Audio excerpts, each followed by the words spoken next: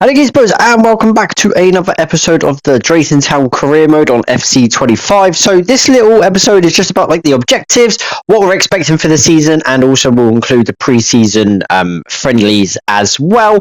I will talk about how I set up for the pre-season friendlies when I get to it. But first, sort of the objectives. We have different, obviously, ones, and then we'll have more as the season goes on. But for now, we do have like what's called low objectives and a medium one for our financial. But we've already done one because we've signed, obviously, all the creative players. They've come in and sort of upped the ante of the average age and being better than the person that we've already got. Obviously, we started with a young squad, so like the highest overall was like 55, maybe 56.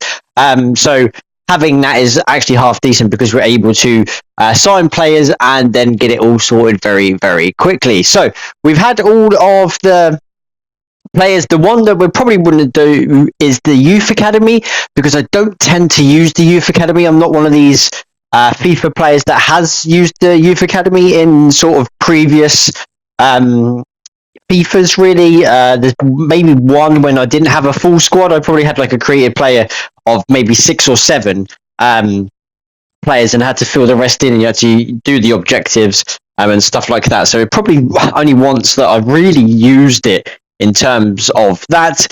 Sell 2 players and sign 2 crucial players. I think that would be almost done. I've got to sell a couple of players that are in our position, and I've already signed the crucial players, so it literally is just selling players now to complete that one. The domestic success is going to be weird because obviously we've got the League 2, so it says avoid finishing the bottom part of League 2. So there are 20 teams in League 2, so anywhere from the bottom 10 we don't want to finish in. The FA Cup, which is the round of 16, of course, the first round that we come into it, and then it's obviously second, third, fourth, fifth, sixth, and then last 16, and I think it's in semis, and then the continental one is that we're not obviously that massive yet as a club, so we're not even in there. The table for League 2, this is how it starts. Our first game is Newport away, but I really like that. Look, you've got the promotion, you've got the playoffs. It tells you where you are in terms of like if you can get into sort of like the top 7, when it's like, where is the playoffs in here? It starts from 3rd. It actually goes down to 7th in League 2 because the top 3 actually do go up. So then it's 4th, 5th, 6th, and 7th that go in. There's 24 teams, beg your pardon. So the bottom 2 would technically go down. FA Cup, I was looking for my team. We actually got a pass in the FA Cup for some random reason. I'm not too sure why, but we'll take it.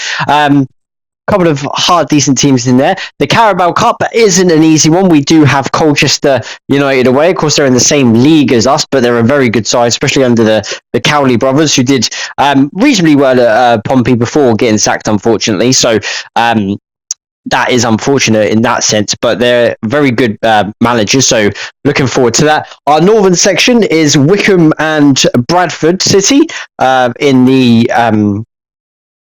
I can't remember what it's called. It's like the Bristol Street Motors Trophy. So we do have them to play. And then we do have our first pre-season friendly. So what I'm going to do with this is I'm going to go with our home team first. And then I'll go with our away team for the second one. And then to finish it off, I will go with the cup team. So at least everyone gets a sort of a game, really, like everyone gets a match. It's all then played fairly as well, so I'll do it as fairly as possible as well. I think at least every single player will play one if they come in off the bench. Maybe a couple of people might be missed as well, so it is it's just one of them things, really. But of course we'll go with this. We do have some interesting teams in here as well, so I'm looking forward to seeing how we do against sort of different continental, like European teams. I would say in the same sort of bracket as League 2 across the divisions, because obviously certain teams have, that sort of way about playing with them. So it can just depend on who we're playing and how we're going to go about things as well. So we will get cracking with these first game here.